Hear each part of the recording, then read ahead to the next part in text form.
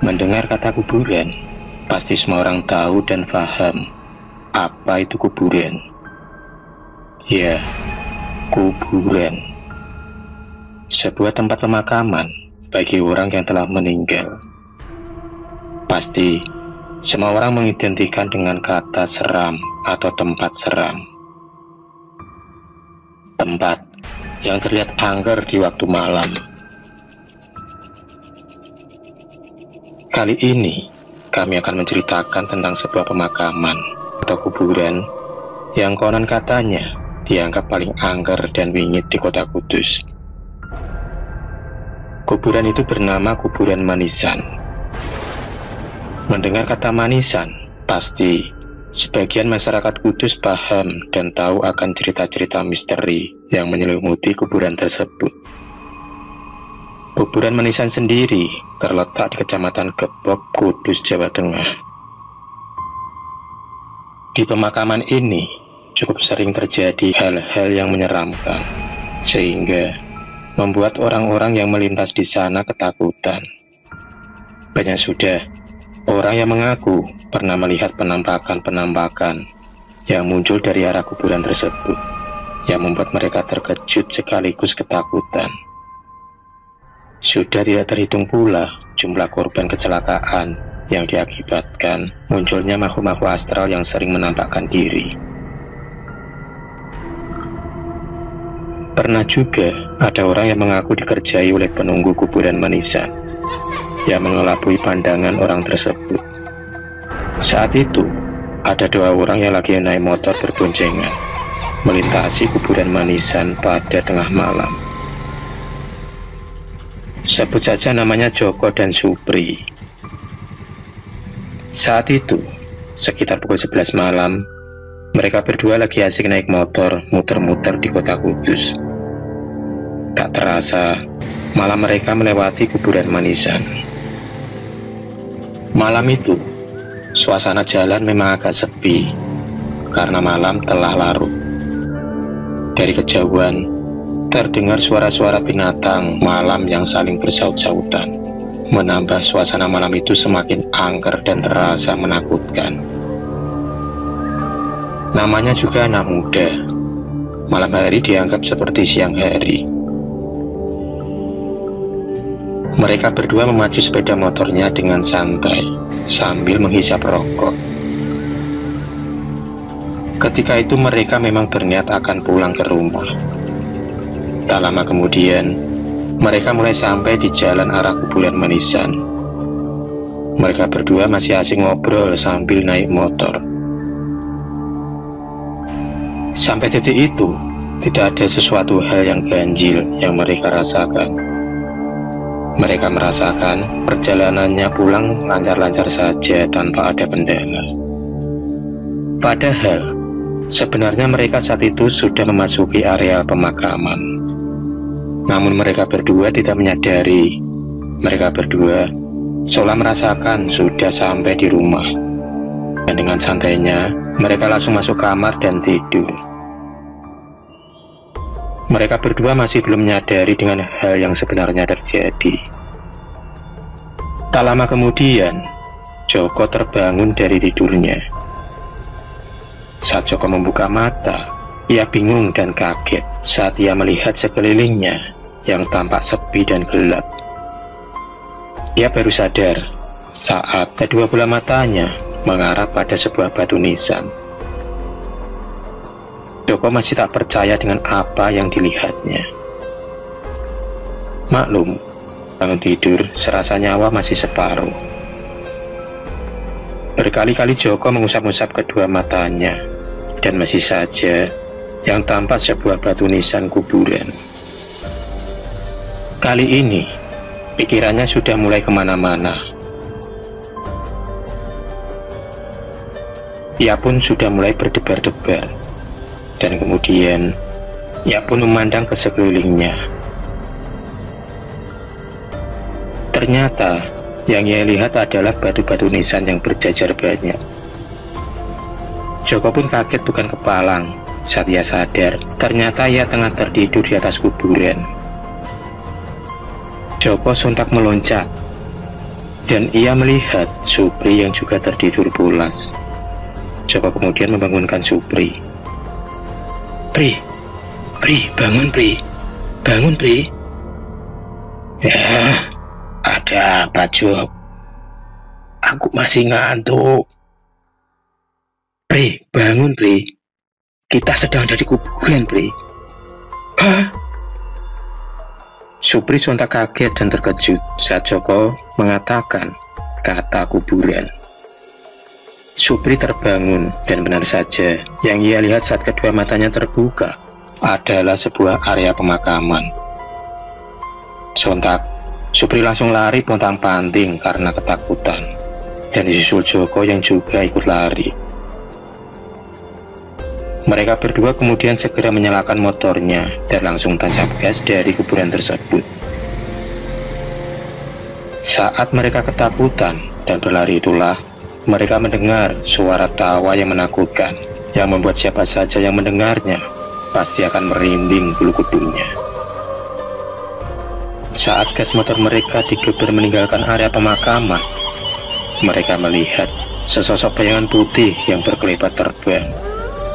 Sosok bayangan wanita berambut panjang yang tertawa dengan tawa yang mengerikan dan menakutkan. Bukan hanya itu saja, samar-samar mereka berdua mendengar suara tawa yang terasa berat. Mereka berdua memacu motornya dengan sekencang-kencangnya. Akhirnya, Joko dan Supri sudah jauh meninggalkan lokasi pemakaman Manisan. Mulai legalah hati mereka berdua. Laju sepeda motor mereka mulai pelan, dan tak berapa lama kemudian mereka berdua melihat ada sebuah angkringan kopi di pinggir jalan. Joko pun segera mengarahkan laju motornya mendekati angkringan kopi tersebut. Motor pun berhenti tepat di samping angkringan tersebut. Joko dan Supri segera masuk dan memesan kopi sama es teh. Mbah, kopi sama es teh 2 ya. Kopi 2, es teh 2. Iya mas. Nafas Joko dan Supri masih tampak ngos-ngosan, biarpun sekarang sudah lega. Tak lama kemudian, kopi dan es teh pun jadi. Monggo mas. Ya mbah. Kelihatannya kalian berdua bukan warga sini ya. Iya mbah. Bener mbah. Kelihatannya kalian ketakutan. Apa habis melihat hantu? Loh, mbahnya kok tahu aja? Benar mbah. Tadi kami berdua malah habis tertidur di kuburan. Itu loh mbah, kuburan yang dekat belokan dan banyak pohonnya. Oh iya. Kalian tahu nggak, kuburan itu memang sering ada hal-hal yang aneh dan penampakan-penampakan yang sering terjadi.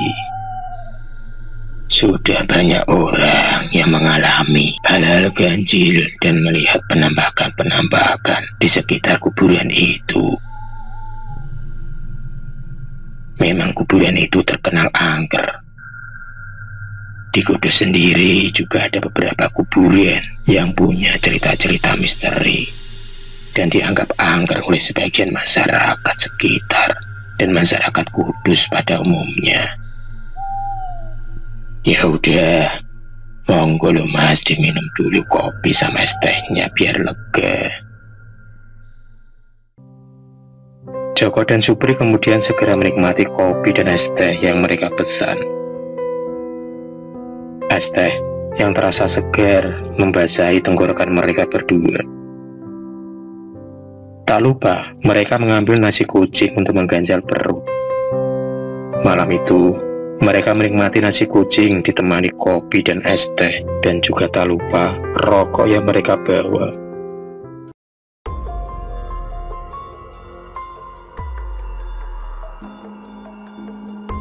Pasti semua orang tahu dan tidak asing lagi dengan nama TPU Jeruk Purut. Ya, sebuah pemakaman yang terletak di Jakarta Selatan, tepatnya di daerah Pasar Minggu, Cilandak Timur, Jakarta Selatan.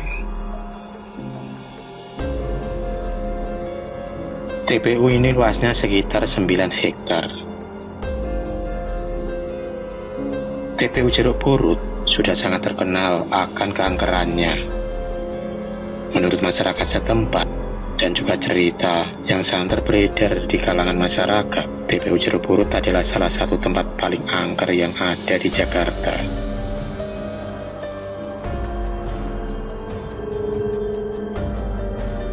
Namanya juga tempat pemakaman, pasti identik dengan angker dan hal-hal mistis. TPU Jeruk Purut memang berbeda, karena di sana diyakini banyak sekali penunggu makhluk astral yang menguasai lokasi tersebut. Salah satu cerita yang konon yang paling fenomenal yang membuat TPU Jeruk Purut dirasa sangat angker adalah sosok hantu pastur kepala buntung. Hantu seorang pastur yang sedang mencari makamnya dengan menenteng kepalanya yang putus dan diikuti oleh seekor anjing hitam yang selalu berada di belakangnya.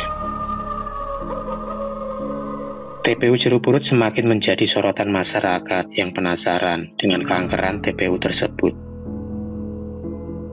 Banyak orang juga yang mencoba mencari tahu dengan datang dan ingin membuktikan cerita-cerita orang apakah itu memang benar atau hanya cerita saja. Makam Jeruk Purut terbagi menjadi dua, terbelah oleh jalan yang menuju perkampungan. Di dalam TPU Jeruk Purut terbagi beberapa area yang dianggap mempunyai penunggu-penunggu yang berbeda-beda, dan tempat-tempat itu juga dikenal wingit dan angker. Sudah banyak orang yang penasaran dan melakukan uji nyali di TPU Jeruk Purut itu. Inilah beberapa tempat yang dianggap keramat dan juga angker di area TPU Jeruk Purut. Yang pertama, pohon kembar Jeruk Purut. Pohon kembar Jeruk Purut ini dikenal sebagai tempatnya sepasang kuntilanak wanita bersemayam. Pohon ini sudah berusia sangat tua, dan siapa saja yang melihat pohon ini pasti akan bergidik nyalinya. Sebab pohon ini memang memancarkan aura mistis yang sangat kuat dan kental. Aura yang terasa nyata akan keangkeran dari pohon ini. Lebih ngerinya lagi, kalau sang penguasa atau penunggu pohon ini keluar menampakkan diri, pasti kalian yang melihatnya bisa lari terbirit-birit. Mbak Kunti penunggu pohon ini konon dikatakan sering menampakkan diri dengan wajah yang berubah-ubah. Kadang cantik, kadang sangat menakutkan. Namanya juga Mbak Kunti. Tawanya aja mengerikan.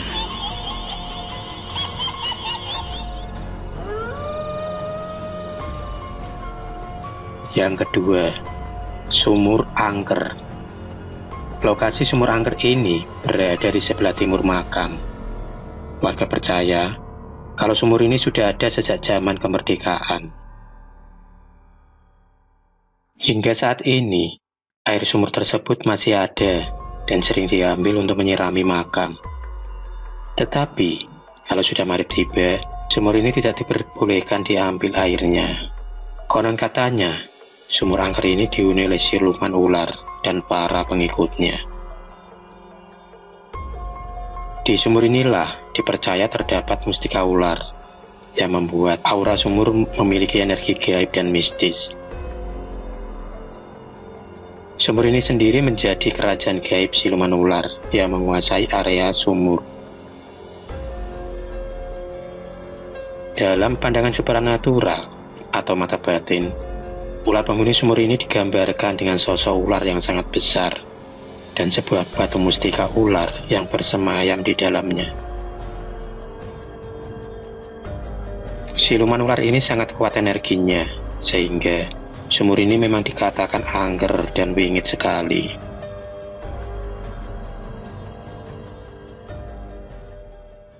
Yang ketiga, pohon benda. Pohon benda ini disebutkan sebagai sarangnya makhluk gaib di Jeruk Purut. Pohon benda ini terletak di bagian barat TPU Jeruk Purut. Pohon benda ini dipercaya paling angker, dan pohon ini juga dipercaya sebagai pohon tertua di TPU Jeruk Purut. Ada dua kekuatan yang menguasai pohon ini, yaitu satu sosok penunggu yang baik dan satunya lagi sosok penunggu yang jahat. Di antara spot-spot angker di TPU Jeruk Purut ini, pohon benda inilah yang diyakini paling angker dan wingit dengan segala hal-hal yang terjadi, baik penampakan maupun kontak-kontak fisik yang terjadi di sekitar pohon benda ini. Sudah banyak orang yang pernah merasakan diganggu di area pohon benda ini. Sudah banyak orang yang merasakan kejahilan penunggu pohon tua ini. Dan tak segan-segan, penunggu pohon ini berbuat kasar jika sedang marah.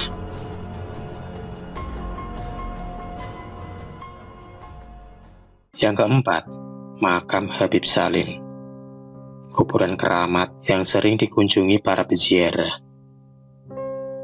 Habib Salim dipercaya sebagai pejuang kemerdekaan dan seorang alim ulama yang terkenal. Makam Habib Salim terletak di atas bangunan seluas kurang lebih 5x7 meter. Makam ini sudah dipercaya lebih dari 1 abad. Makam Habib Salim sering dikunjungi orang yang berniat berziarah. Banyak sudah para santri dan orang-orang yang datang untuk berziarah ke makam Habib Salim ini. Habib Salim dipercaya seperjuangan sama Mbah Priok. Meski tidak ada yang tahu persis bagaimana sosok Habib Salim. Menurut cerita, ada beberapa orang yang pernah bertemu dengan sosok Habib Salim. Mereka mengatakan bertemu dengan Habib Salim yang kala itu mempunyai ciri-ciri orangnya ganteng putih, wajahnya terlihat muda, tidak berjenggot. Beliau membawa tasbih kecil dan membawa Al-Quran.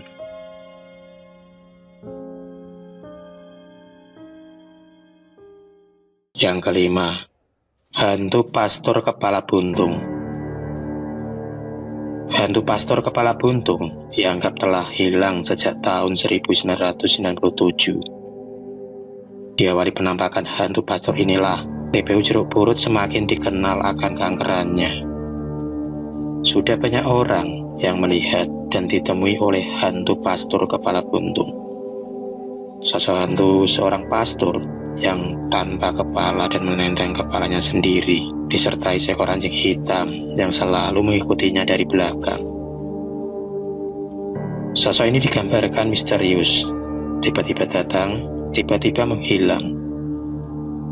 Pasti banyak orang yang akan lari ketakutan jika didatangi hantu ini. Bayangkan sosok tubuh tanpa kepala dan di tangannya menenteng kepalanya sendiri yang berlumuran darah. Belum lagi golongan anjing hitam yang selalu mengikuti hantu pastor kepala buntung ini begitu menakutkan bagi siapa saja yang mendengarnya. Sampai sekarang ini, TPU Jeruk Purut masih terkenal akan keangkerannya dan kewingitannya. Masih banyak sekali hal-hal gaib, penampakan, dan lain-lain yang sering terjadi di TPU Jeruk Purut ini. Meski sekarang sudah zaman modern, masih banyak cerita-cerita yang beredar di kalangan masyarakat. Cerita orang-orang yang mengalami pengalaman mistis dan menegangkan di sekitar area TPU Jeruk Purut ini. Dan sampai sekarang ini, TPU Jeruk Purut juga banyak digunakan sebagai tempat uji nyali dan wisata horor.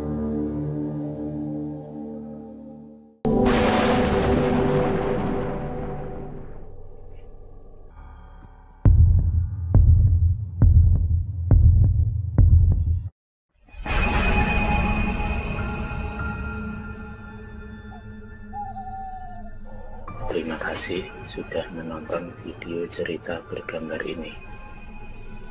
Klik subscribe untuk terus mendapatkan video-video cerita bergambar selanjutnya. Semangat berkarya.